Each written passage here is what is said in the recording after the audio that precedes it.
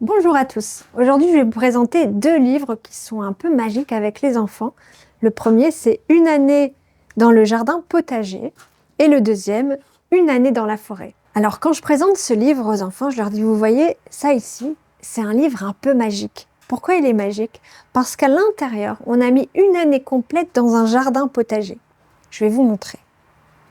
Comme ça, on dirait qu'il est normal, on tourne les pages. Mais si on tire un peu, oh, magique, il s'ouvre. Et il peut s'ouvrir comme ça sur 3 mètres de long. Alors quand on a tout ça sous les yeux, ce qu'on peut dire aux enfants, c'est vous voyez, de là à là, c'est une année complète dans un jardin potager. On démarre le premier jour de l'année jusqu'au dernier. Et si on regarde bien, qu'est-ce qu'on voit? On voit qu'il y a 4 couleurs. On a du bleu, puis du vert, puis après du jaune et enfin du marron. Pourquoi est-ce qu'on a mis 4 couleurs comme ça sur le calendrier? Eh bien parce qu'il y a 4 saisons. Ici, on est en hiver quand c'est bleu, puis on passe au printemps, c'est tout vert, on a la transition vers l'été, c'est jaune, et finalement, on termine avec l'automne. Pour que cette grande illustration se plie et rentre dans le livre, on a dû le plier en différentes pages. Combien de pages on a? Alors on regarde avec les enfants, on a 1, 2, 3, 4, 5, 6, 7, 8, 9, 10, 11 et 12 pages. Ça alors, pourquoi est-ce qu'on a mis 12 pages? Eh bien parce qu'il y a 12 mois. 12 mois dans une année. Donc tout ça c'est une année. On a 4 saisons et puis on a les pages. Pour un enfant, le temps, c'est hyper abstrait. C'est très difficile de comprendre ce que les grands veulent leur dire quand ils parlent de cet été au mois d'octobre, au mois de février, etc. Là, tout d'un coup, ça devient très concret puisqu'ils savent très bien, là, on est au mois de janvier en ce moment. On est à la fin du mois de janvier. On est à la fin de la première page du premier mois. On va passer au mois de février. Hop, on est en hiver. Et au mois de mars, on changera de saison. Alors, qu'est-ce qu'on a fait en plus de cette notion de temps? C'est qu'on est venu y ajouter la notion de nature. Parce que dans la nature, c'est complètement lié au temps. Alors, pour illustrer tout ça, on a fait une belle illustration bien riche en informations et en détails. Et puis, on a représenté un grand thème par mois. Le premier mois, qu'est-ce qu'on a? On a le thème du sol. Donc, si on regarde bien, on voit une coupe dans le sol. Et on voit certains légumes comme les carottes, qui sont des légumes racines, les poireaux, les navets, qui poussent à cette période-là. Chaque mois, on a au moins un végétal, mais il y en a toujours un peu plus, un oiseau, une petite bête comme un insecte, et parfois des animaux. Au mois de juin, c'est le mois le plus lumineux de l'année, c'est rempli de fleurs, et pour l'illustrer, on a mis les légumes fleurs, comme les artichauts, on a aussi mis la camomille, on a la cardère avec le petit chardonneret élégant et Papy qui emmène son petit-fils dans la brouette faire un petit tour dans le jardin. Au mois d'octobre, on voit que ça commence à changer. Les feuilles, elles tombent des arbres. On en a un peu partout sur le sol déjà. On a les cucurbitacées avec toutes les courges, la grande famille des courges, avec les potirons, etc. qui poussent. Ça va être le moment pour Halloween de les creuser, de faire des belles lanternes avec. On arrive au dernier mois de l'année. Qu'est-ce qui se passe le dernier mois de l'année? C'est les journées les plus courtes, c'est les journées les plus sombres où la nuit arrive le plus vite. Dans le jardin, il ne se passe pas grand-chose, la terre elle est au repos. Donc pour le jardinier, ça peut être l'occasion de réparer son atelier, de nettoyer tous ses outils, de tout bien remettre en place. Quand les enfants sont petits, ce qu'on peut leur dire, c'est que ce qui est incroyable, c'est que chaque enfant, ses frères et sœurs, son papa, sa maman, papy, mamie, tous les copains, tout le monde a une place spéciale quelque part dans l'année. Alors Ludo est né le 12 décembre. Alors le 12 décembre, c'est quand? C'est le tout dernier mois de l'année. Donc ce papa est né le dernier mois de l'année, le 12 décembre. Et qu'est-ce qu'on voit? C'est encore l'automne, c'est encore dans la partie marron. L'hiver va bientôt arriver.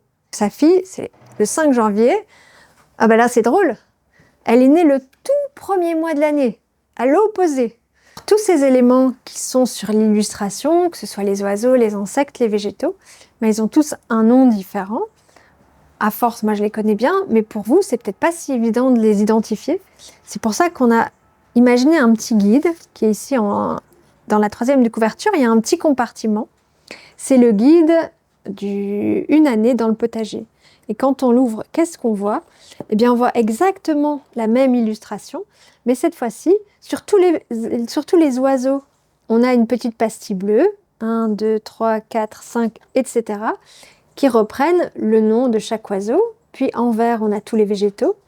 En rouge, on a les insectes ou les petites bêtes. En marron, on a tous les outils ou matériaux du jardin. Et en jaune, on a les mammifères. Donc ça nous permet petit à petit de nommer tous les éléments qui se trouvent sur la page. Alors quand les enfants sont petits, on a vu, on peut faire des étiquettes avec leur anniversaire, on peut mettre une petite photo. Quand ils sont plus grands, ils peuvent colorier le calendrier en fonction du temps qui passe. Donc on peut démarrer en janvier et colorier au fur et à mesure pour bien les colorier si on veut que ce soit réaliste. Quand ils sont petits, on s'en fiche que ce soit réaliste ou pas, mais parfois on a envie que ce soit bien, que ça corresponde à la réalité. Donc pour ça, qu'est-ce qu'on a fait? On a conçu une petite boîte, ou une belle boîte. Hop, à l'intérieur, on a 170 cartes, 170 cartes. Ça représente chacun des éléments du guide. Donc tous les végétaux ici ont leur carte. Toutes les petites bêtes, surtout des insectes, ont leur carte. Pareil pour les oiseaux, pour les mammifères et pour tout le matériel et les outils. On a tous les oiseaux. Donc le premier, c'est le rouge-gorge familier, ici. Hop, on le voit là. Le deuxième, on a l'oie domestique. Ensuite, on a la petite mésange bleue qui est à cheval sur les 2 pages ici. Alors, comment on sait les identifier? En fait, c'est très simple, c'est que si on la retourne, au dos, la petite mésange, on voit que c'est le numéro 3. Sur la carte, on voit que c'est dans la catégorie oiseau, le numéro 3. Et qu'est-ce qu'on voit ici? On voit une petite devinette. Donc, on peut lire la devinette à l'enfant et il essaie de deviner de quel oiseau on parle. S'il ne trouve pas, on a un petit indice. Tu me vois sur le calendrier panoramique en... Et là, on a un petit calendrier. On voit qu'elle apparaît en février et au mois de novembre. Et c'est qui? C'est la mésange bleue. Pareil, le canard col vert, c'est le numéro 5. Et lui, il apparaît au mois de février ici. Hop. Là, je vous ai présenté le thème du potager. Maintenant, on va passer au thème suivant. Ce thème-là, il est un peu plus simple. Ce serait recommandé peut-être pour les plus jeunes, les plus grands aussi, mais si on devait choisir, on démarrerait par celui-là avec les plus petits. Pourquoi? Parce que chaque élément apparaît une fois dans le calendrier. Il est globalement plus simple. Et maintenant, je vous présente une année dans la forêt. Donc, une année dans la forêt, hop. Qu'est-ce qu'on voit très vite? C'est la qualité de l'illustration, le détail, c'est beaucoup plus fin, beaucoup plus détaillé, beaucoup plus précis. Et comme je vous disais par rapport au potager, dans le potager, chaque élément n'apparaît qu'une fois, à part exception. Et dans celui-ci, on a 24 éléments qui réapparaissent à chaque saison. Ça veut dire que dans la grande histoire de la forêt, on a l'histoire de 24 éléments. Par exemple, on a le petit renard. Le petit renard, au mois de janvier, il est tout seul. C'est pas facile, il fait froid, il doit trouver à manger, parfois il y a de la neige. Heureusement, il y a des techniques de chasse où il a une très très bonne ouïe. Il arrive à faire des grands sauts plongés pour attraper ses proies sous la neige. Il est tout seul, mais qu'est-ce qui se passe? Il va faire une belle rencontre. Si on regarde bien, il y a une petite renarde qui arrive. On est en hiver, le temps va passer, ils vont bien se plaire, ils vont passer beaucoup de temps ensemble. Et qu'est-ce qui se passe quelques mois plus tard, au printemps? Si on regarde bien ici, au printemps, on a maman renard qui a eu 3 petits renardeaux. Voilà, il y a un bel événement qui a eu lieu. Maman renard, la renarde, elle allait ses petits. Et le papa, il va chercher des petits mulots pour nourrir la famille. Ils vivent dans un terrier. On voit le petit 3e là qui sort de son terrier. Le temps va passer. Hop, ils grandissent.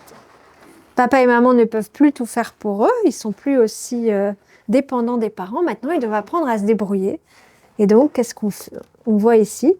on voit que les parents montrent aux petits renardeaux, comment on fait pour attraper les petits lapins, comment on fait pour se nourrir. Ils doivent apprendre à se débrouiller par eux-mêmes.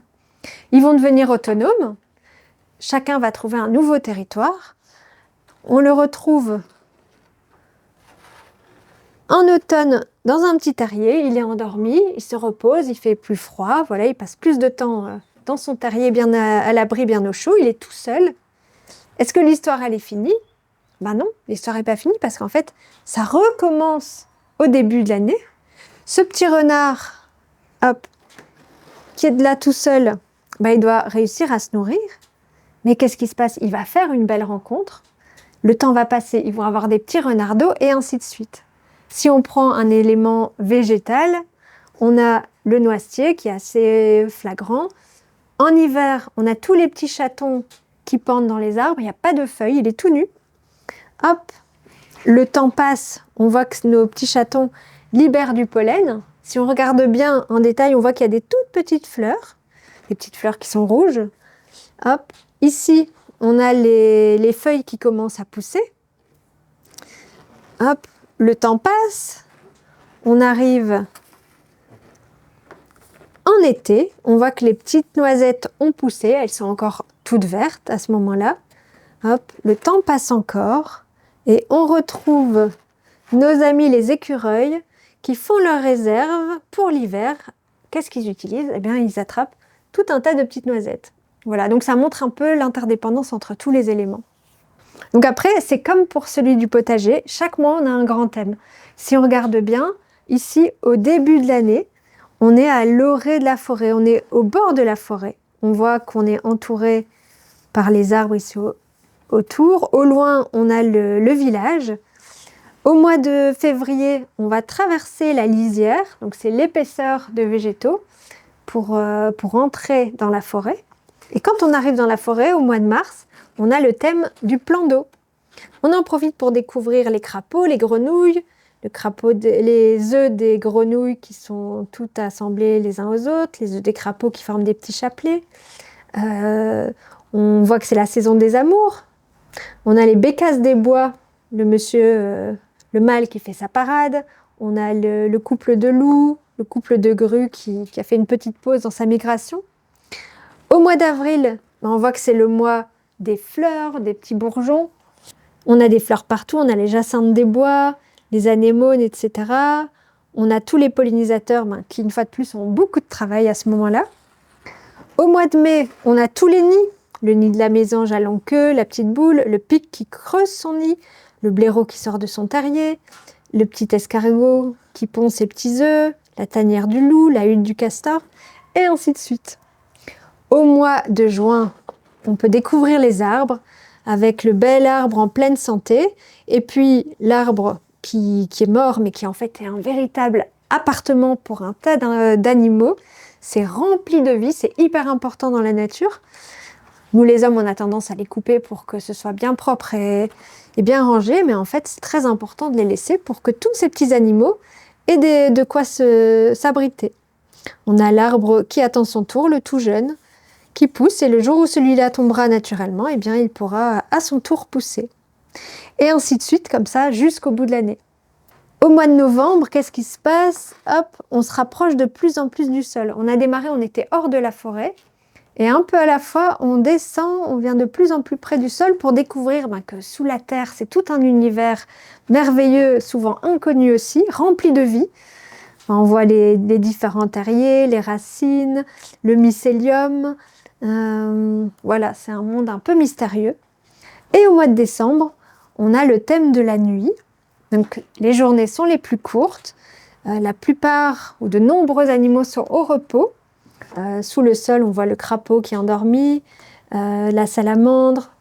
On voit tous les petits insectes aussi, les petites larves qui attendent que la nature se réveille. Et on voit la chouette qui chasse.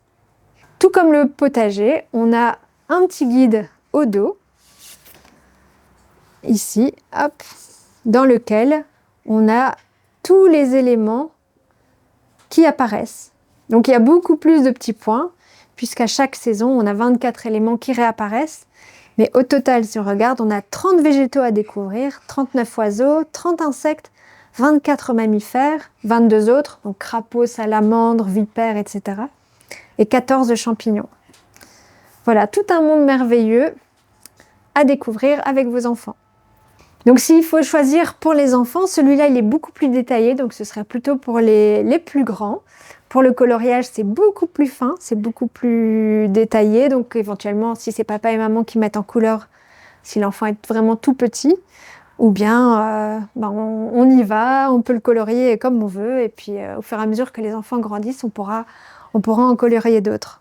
Alors à qui ça s'adresse ces deux livres? En fait, si vous êtes papy, mamie, papa, maman, institutrice, guide nature ou animateur nature, c'est vraiment des super supports parce qu'ils sont valables toute l'année. C'est un super fil rouge pour voir l'évolution des cycles de la nature. D'année en année, c'est des outils qui restent tout à fait valables. Ça représente la réalité de la nature près de chez nous. Alors comment faire si vous voulez vous en procurer un ou plusieurs, que ce soit pour votre famille ou pour une classe? N'hésitez pas à me contacter via le site, donc lecalendrierpanoramique.com ou lescarnetsdecéleste.com. Il y a les infos, vous pouvez choisir le nombre de calendriers que vous voulez, et puis si vous voulez des commandes particulières avec un certain nombre de boîtes de cartes pour vos petits-enfants, voilà, du sur-mesure, envoyez-moi un mail et puis je vous répondrai le plus vite possible. À très bientôt!